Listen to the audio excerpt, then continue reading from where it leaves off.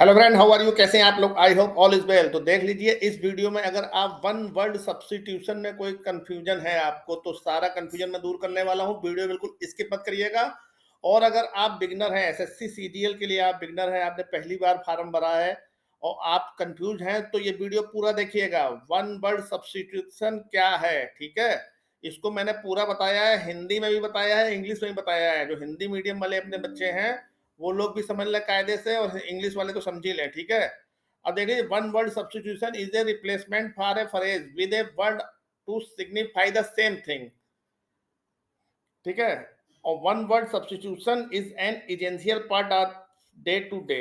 मतलब ये कहने का मतलब है बहुत सी शब्दों को मिला के एक वक्त वाक्य, जो एक शब्द जो कहा जाए, बहुत से शब्दों को हटा के एक शब्द जो कहा जाए और उसका मतलब सेम हो, उसे हम लोग कहते हैं वन वर्ड सब्स्टिट्यूशन, जिसको हिंदी में कहते हैं प्रतिस्थापन, ठीक है?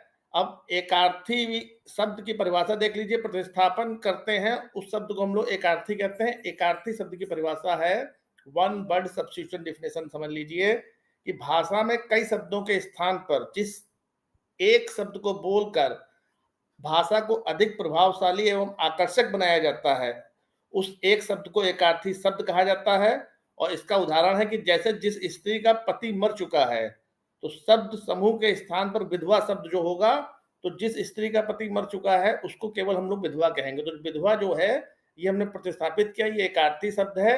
और एकार्थी शब्द का मतलब होता है वन वर्ड सब्स्टिट्यूशन डिफिनेशन, ठीक है?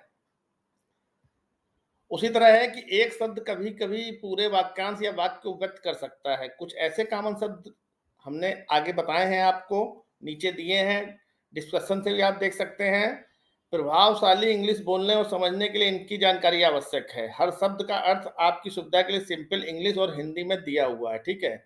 तो ये देख लीजिए, जैसे डेड लेटर, इसका मतलब होता है अंधपत्र, अप्रचलित कानून, एन अनक्लेम्ड लेटर, ठीक है? जैसे डीफ है, डीफ जो है आपका वन वर्ड सब्स्टिट्यूशन है किसके लिए? One who can not here, मतलब बहरा, बहरा आदमी जो कुछ सुन नहीं सकता, उसको हम लोग इंग्लिश में डीफ कह सकते हैं, डीफ कहते हैं। इस तरह डिबार है, डिबार मतलब वर्जित करना, रोक देना। उसी तरह डिक्लेमेशन है, मतलब भाषण, घोषणा, व्याख्यान। अब देख लीजिए, कुछ शब्द मैंने विशेषता आपको बताए जो अक्सर एसएससी सीजीएल में पूछे गए हैं। जैसे अल्टुरिस्ट, अल्टुरिस्ट क्या है? परोपकारी। इसका हिंदी में मीनिंग होता है परोपकारी। अब इंग्लिश में मीनिंग समझ लीजिए, a person who thinks unselfishly for other, मतलब एक आदमी जो दूसरों के लिए बिना किसी स्वार्थ के तैयार रहता है, उसको कहते हैं परोपकारी, ठीक है? तो इसका जो इंग्लिश है वो है अल्टुरिस्ट। उसी तरह है नियोगेमिस्ट। नियोगेमिस्ट मतलब होता है नवविवाहित, ठीक है? Meaning in English newly married. जैसे न्यूली मैरिड हम लोग कहते हैं, तो इसके लिए एक शब्द बना है नियोगेमिस्ट। अब अनजान लोगों का डर। अब जीनोफोबिया, जीनोफोबिया एक बीमारी होती है जिसमें व्यक्ति को अनजान लोगों से डर लगता है, तो उसके लिए एक शब्द आता है जीनोफोबिया, ठीक है? अब मीनिंग इन इंग्लिश पूरा देख लीजिए, इंटेंस डिसलाइक और फियर ऑफ फॉरनर्स और स्ट्रेंजर, मतलब स्ट्रेंजर और बाहरी लोगों को देख के जो मन में डर होता है, इस बीमारी को हम लोग कहते हैं जीनोफोबिया।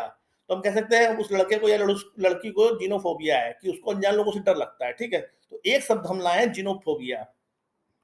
उसी तरह क्या है फियास्को? फियास्को क्या है? असफलता। मीनिंग इन इंग्लिश है ए कंप्लीट फेलियर, स्पेशली ए लिरिक्स और ह्यूमिलेटिंग वन, ठीक है? तो असफलता, असफलता है तो इसको हम लोग फियास्को कह सकते हैं। फियास्को जो है इसके लिए वन वर्ड सब्स्टिट्यूशन है।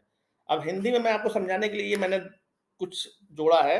जैसे घूस लेने वाला, रिश्वत लेने वाला, इसको हम लोग हिंदी में घूसखोर कहते हैं, रिश्वतखोर कहते हैं।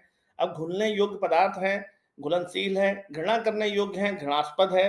घूम फिर कर सौदा करने वाले को हम लोग फेरी वाला कहते हैं। तो ये फेरी वाला, घृणास्पद, घुलनशील और घूसखोर, रिश्वतखोर, ये वन वर्ड सब्स्टिट्यूशन है हिंदी में, ठीक है? उसी तरह ढिंडोरा पीटने वाले को ढिंडोरिया, ढालने का काम करने वाले को ढलाई,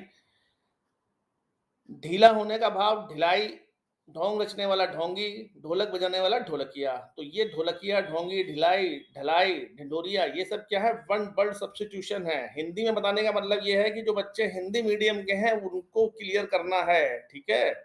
अब 15 दिन में एक बार होने वाला पाक्षिक, पुत्र की वधु, पुत्र वधु, पुत्र का पुत्र, पौत्र, पढ़ने योग्य, पठनीय, पति पत्नी का जोड़ा, दंपत्ति, प्रतिदिन होने वाला, प्रतिदिन, पथ का प्रदर्शन करने वाला, पथ प्रदर्शक। तो ये देख लीजिए, पथ प्रदर्शक, प्रतिदिन, दंपत्ति, पठनीय, पौत्र, पुत्रवधू, पाच्छी, ये सब क्या हो गए आपके वन वर्ड सब्स्टिट्यूशन, जिसे हम लोग कहते हैं एकार्थी, जिसकी कोई सीमा ना हो, असीम। ये देखिए आईएएस और यूपीपीसीएस में कई बार पूछा गया है, जिसके आने की कोई तिथि ना हो। ये देखिए अतिथि, मेहमान जिसको हम कहते हैं। अतिथि क्यों कहते हैं? क्योंकि उसको पता थोड़ी, अतिथि तो बिना तिथि के आ जाता है, इसलिए उसको अतिथि कहते हैं। ये भी आईएएस और यूपीपीसीएस में कई बार पूछा गया है। जिसे भुलाया ना सके, अविस्मृति, ये भी आईएएस में आया है। जिसकी उपमा ना हो, उसे अनुपम कहते हैं, अनुपमा कहते हैं। जिसे बुलाया ना गया हो, जो बिना बुलाए आया हो, अनहाहुत, ठीक है, अनआहुत कहते हैं। ये आईएएस और यूपीपीसीएस में पूछे गए हैं। अब इंग्लिश में देख लीजिए, जैसे हाइड्रोलिक्स है। हाइड्रोलिक्स किसके लिए आता है? Study of the law of the flow of water and other liquid. Hydraulic. Lexicography है, the practice of writing dictionaries, ठीक है। उसी तरह इसमें देखिए बहुत सारे हैं, जैसे साइकोलॉजी है, the study of human mind. Psychology क्या है? Study of human mind. तो साइकोलॉजी आपका क्या हो गया? One word substitution. उसी तरह देखिए पेरिसाइड है, the killing of parents. Parents को मारने वाले को क्या कहेंगे? पेरिसाइड। जिनोसाइड है, the killing of whole race. उसी तरह रेजिसाइड है, the killing of a king. राजा को मारने वाला regicide. Homicide, the killing of human being. इंसानों को मारने वाला, इंसानियत को मारने वाला होमिसाइड। सुसाइड सभी जानते हैं, the killing of one self, ठीक है। उसी तरह सोलेरियम है, place for the sun of the to inter where one can sun bath, ठीक है, इसे सोलेरियम कहते हैं। एक्वेरियम है, एक गिलास container in which fish and other water animals can be kept. तो इस तरह बहुत कुछ है। आपको अगर ये प्रेजेंटेशन सही लगा है, आप चाहते हैं कि इस तरह के अपडेट आपको मिलते रहें एसएससी सीजीएल से रेगुलर बेसिस पे, तो आप चैनल को सब्सक्राइब कर सकते हैं, कमेंट कर सकते हैं, आपको किस तरह का मटेरियल चाहिए वो भी देख सकते हैं। और डिस्कशन में मैंने एक दो बुकें बताई हैं, उन बुक को आप ले सकते हैं अच्छी तैयारी के लिए एसएससी सीजीएल की, ठीक है। तो मिलते हैं नेक्स्ट वीडियो में इसी तरह कैरियर और जॉब से रिगार्डिंग खबर के साथ। जय हिंद, जय भारत।